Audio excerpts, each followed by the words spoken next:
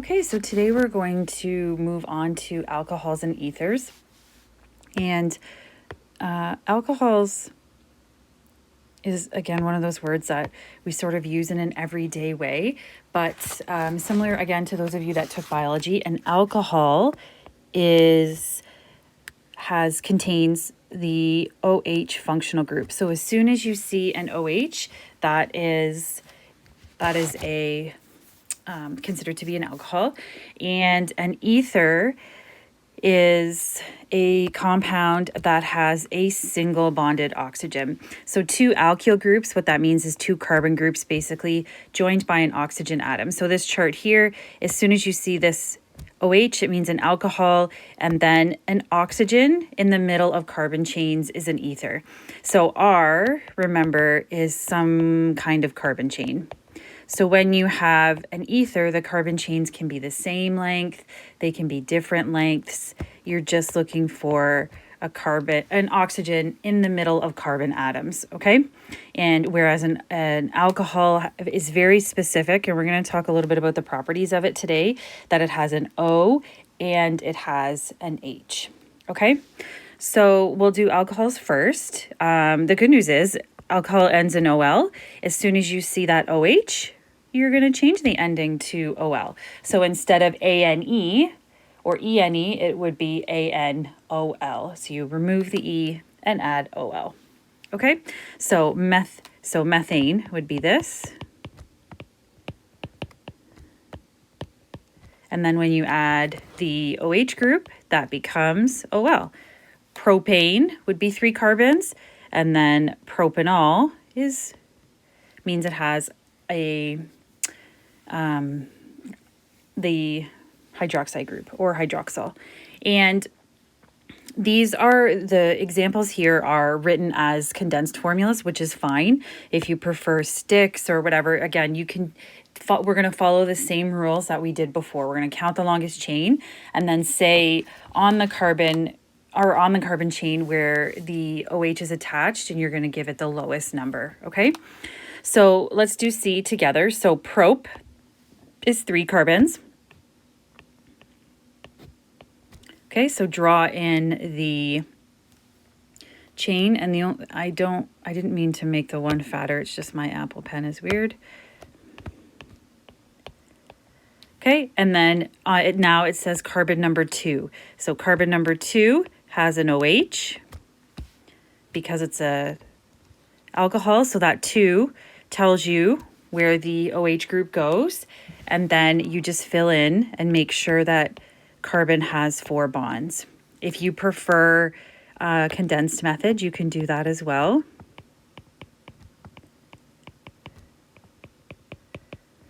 You can do sticks. Okay, all of those are equivalent, and it really doesn't matter what you choose.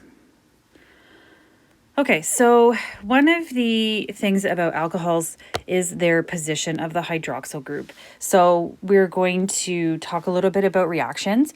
So there are 3 basic types of alcohols: primary, secondary, and tertiary. So a primary alcohol, you know what, I'm going to stick with propanol, okay? So a primary alcohol, and it doesn't matter how long you choose, I just chose one propanol.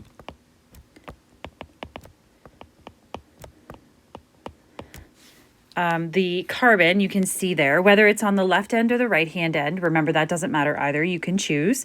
Carbon attached to the OH has 2 available hydrogens attached to it.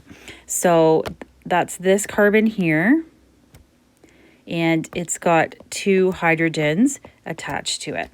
Okay, so that's going to matter when we go to react these. And what we're going to make are, again, if you remember from biology, aldehydes and ketones, which is a double bonded oxygen. So in order to get a double bond, that takes up a bond. So that has an impact on how these molecules behave in a reaction. Okay, so then a secondary alcohol. So some people will say, oh, it has to be on the second carbon, which is in a really simple way okay, except if you get a little bit more complicated, but chains. But the carbon, technically the definition is the carbon is attached, that is attached to the hydroxide has one available hydrogen. So now this carbon has one hydrogen attached to it. And then a tertiary carbon, so this is, sorry, this is 2-propanol.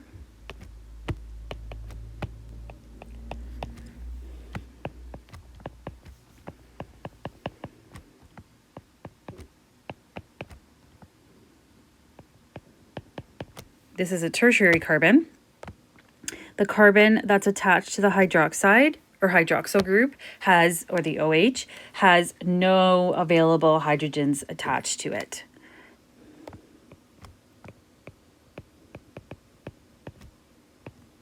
So this is 2-methyl-2-propanol, because on this second carbon, there's a methyl, which is one, this branch here. And it also has the OL here. Okay, so again, we're still following the same rules that you've learned before. Okay, so now alcohols can contain more than one. So similar to if you had like more than one double bond, then you could, then you use or more than one methyl group or whatever, use diol or triol. So this would be 2 OHs. And this one would be 3 OHs. And then again, you have to say where they are on the chain. Okay, so that's always the case. So let's say, let's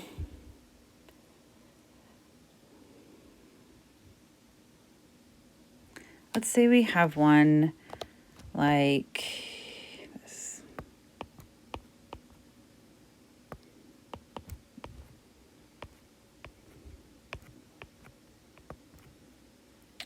Sorry. I'm just going to rewrite that so it doesn't look fatter.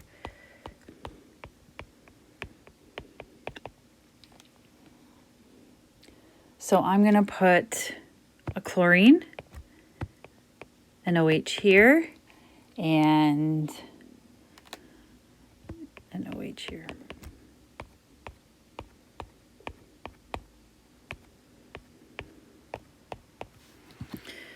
Okay, so I chose to draw the molecule this way to hopefully maybe reiterate something from the last section. So organic is proving to be a little bit harder to teach with videos.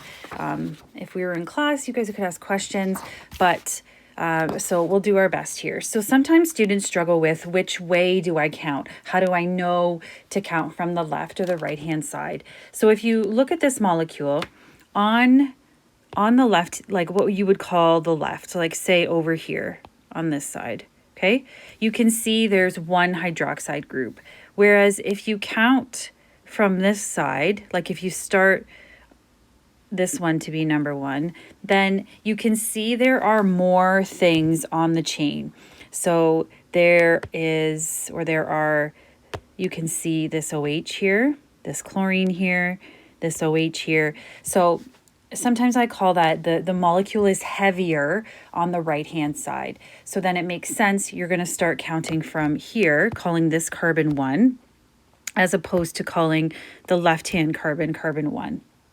Because then if you go from the left, your functional groups that you're going to write the numbers for are going to be at the end of the molecule. And then we want always to use the lowest number to name the carbon. So this is carbon 1 and there's nothing on there, but on carbon 2 there's a chlorine and a hydroxyl group or an alcohol group. Carbon 3 has nothing, and then carbon 4. So we're going to use the right-hand side of the molecule because it's got more things. The molecule on that side is a little bit heavier. So again, always count longest chain. So 1, 2, 3, 4, 5, 6, 7. 7 is hept. And the alcohols go at the end. So if you want to name those first, it doesn't really matter. You can put the chlorine on first. Okay, so we have an alcohol at carbon 2 and carbon number 4. Okay, So we need to say where the alcohols are.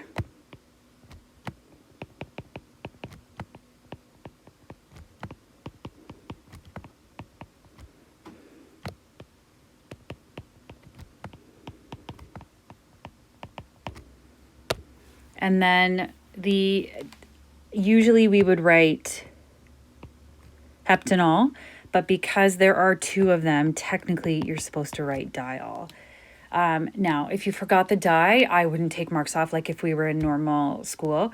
However, I can't speak for your second year chemistry professor. Okay, so just be wary of that just in case. And then, of course, we need to talk about this chlorine. So that is 2 chloro. Oh, sorry, I squished.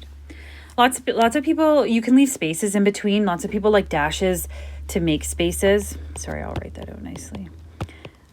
So you can also do something like this. Now, please don't get me wrong if you don't like this. In this case, you don't need to. Some people like to do the 2,4 diol, write the numbers right with what you're talking about, where it goes. It's really up to you. Okay? Either of those names is perfectly reasonable. You can also have rings. So this is, it says cyclohexanol. Let me see if I can get I'm going to do my best and draw a hexagon here. So remember, as soon as you see cyclo, that means a ring. And then because a ring has no beginning and no end, you can put the OH anywhere and it's going to be on number 1. So even if you drew this, it's exactly the same.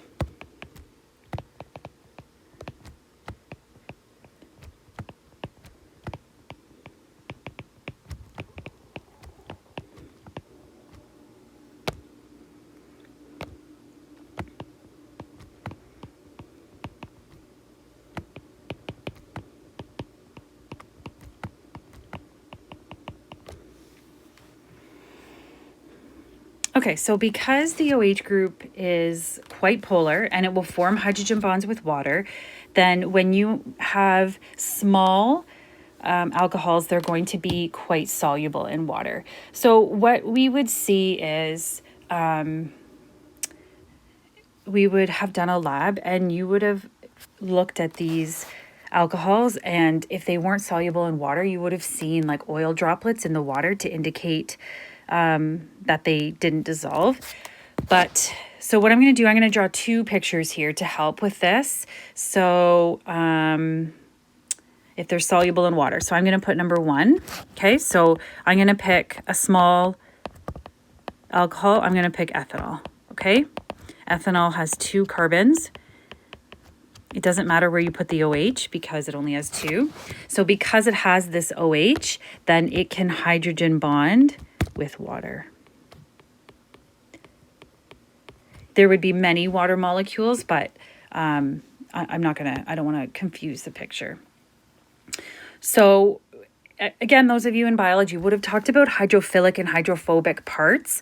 So what can happen is these organic molecules trying to decide whether they're polar or non-polar, say by doing the change in electronegativity, can be a little bit futile, because what can happen is even if you have a long chain, the chain part of it will be nonpolar or hydrophobic, but then the OH part will be hydrophilic or polar. So you would have talked about the cell membrane and how there's hydrophobic tails and hydrophilic heads, and they orient themselves to create a cell so that the water-loving parts are away from or close to the water and the watery parts of us, and the water-fearing parts are farther away. Okay, so that sort of thing can happen here.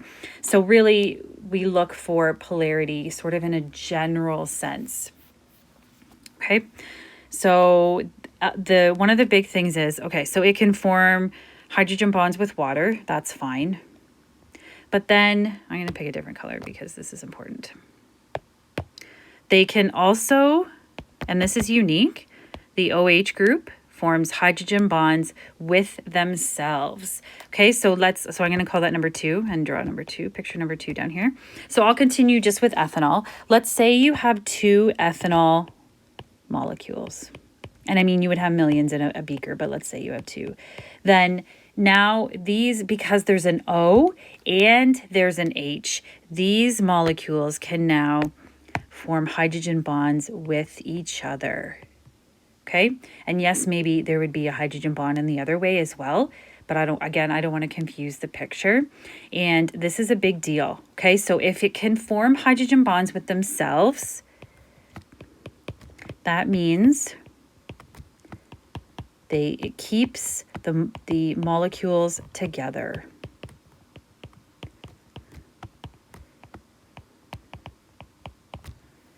Okay, which means then they have a higher boiling point than alkanes. So one of the questions in the homework asks you to rank them. So you look for, does it have a molecule, a functional group that can hydrogen bond, because those ones, hydrogen bonds are the strongest intermolecular force, which you have to remember all the way from either grade 11 or unit 1. And since they have the strongest intermolecular force, then it takes the most energy to get them apart. Okay, so there are some reactions that we have never heard of before. So addition reactions. So you can start with something with a multiple bond. So it can be an alkene or an alkyne. And you add water to the chain, breaking the double bond. So in the first lesson, we talked that multiple bonds are easier to break than single.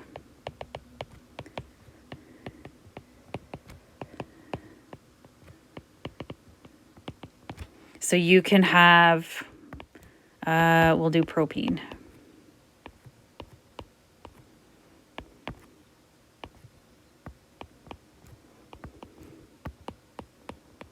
And water. So water, if you remember, behaves like HOH. Okay, so that's water, which means that when you break a double bond, so what I'm going to do is I'm going to make these carbons orange. They are part of the double bond, okay? So if I have these carbons and I change the double bond into a single bond, sorry. Now, if you look at these 2 carbons, these orange carbons, carbon number 1 has 1, 2, 3 bonds, and carbon number 2 has 1, 2, 3 bonds. So that's not okay, right? In an addition reaction, which is in general, multiple bonds are changed to single bonds, then you have to replace or add things to the carbon chain because there's not enough bonds. So actually, I'll just make this water molecule has to be added to the chain.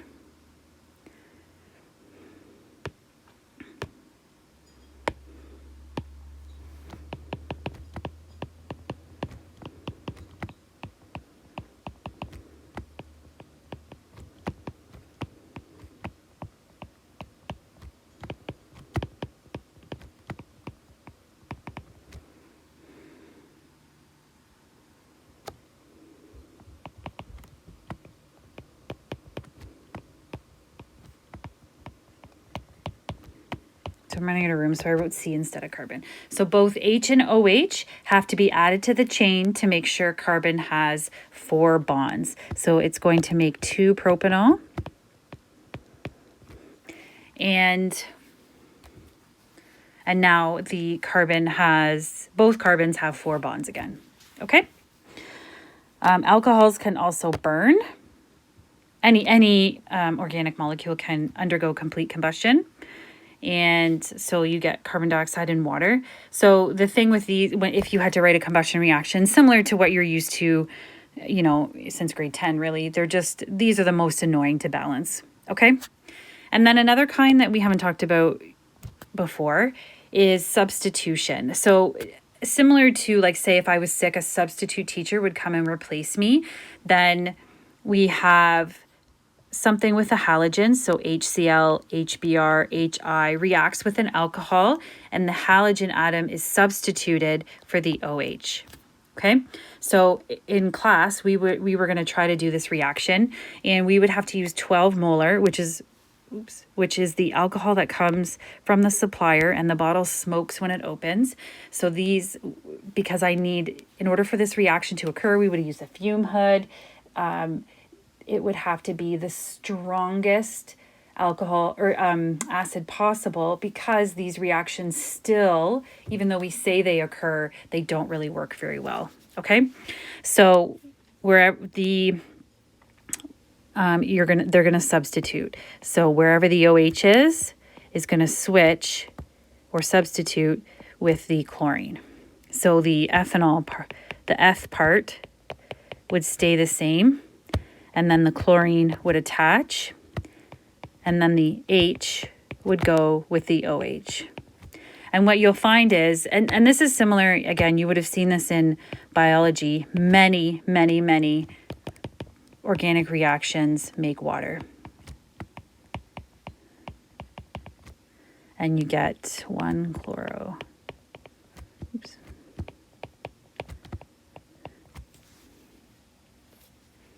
So they just switch spots. So if it was HBr, then the Br would switch. If it was HI, the I would switch. And you would always get water. Okay. How to name an ether. So remember, you're looking for an oxygen in between carbon chains. So there are two possibilities. Either the two chains are the same, and then it's actually even easier to name, or if they're not the same, then you're going to, similar to before, count the longest carbon group, and we're going to call that the parent chain. Okay, so in our example here, this side has 2 carbons. This side of the oxygen has 3. So we're essentially sort of splitting the molecule at the oxygen. So the longer side is propane. Okay. Then the second one, or the shorter one, so so this is the shorter one, is going to, what the convention is, the IUPAC way, is that you put oxy. So you put like the number of carbons plus oxy for the shorter chain. So here we have 2 carbons. 2 carbons is ethoxy. So this molecule is ethoxy propane. So sometimes it could be the same.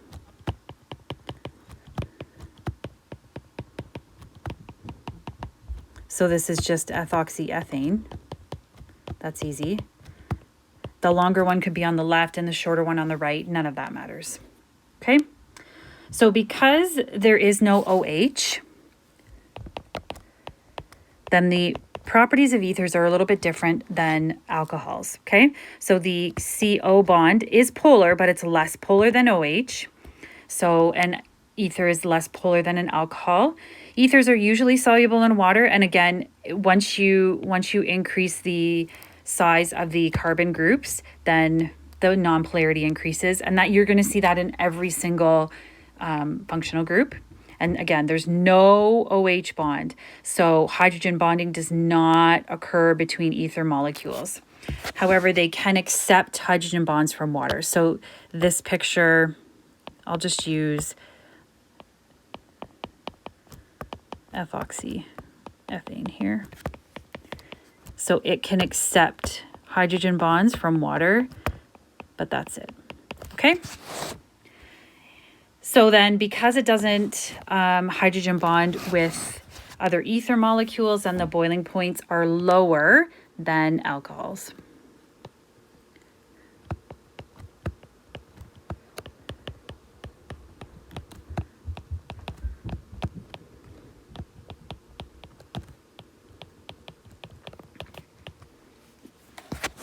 Okay, so again, when you prepare an ether, it's a condensation reaction. So here we go again. If you have a condensation reaction, then, and you're going to see that word over and over again, what do you think that means? Oh, I think that means water is produced. So again, even in biochemistry, you guys would have probably called these linkages. Then when you create a lot of linkages or you do the reaction in organic chemistry or biochemistry, one of the very common products is water.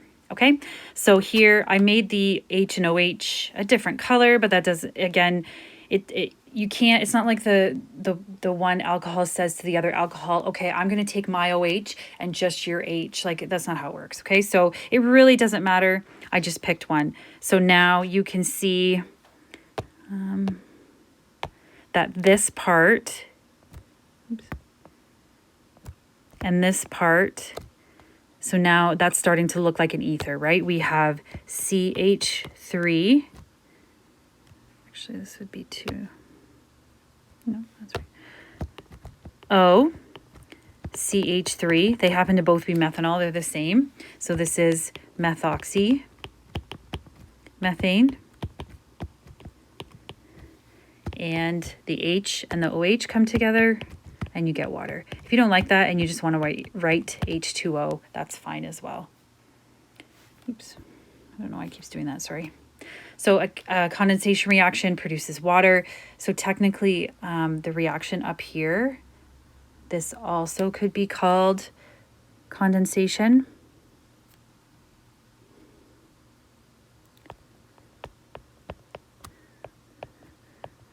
And you'll also see that as well, that some of these reactions have more than one name.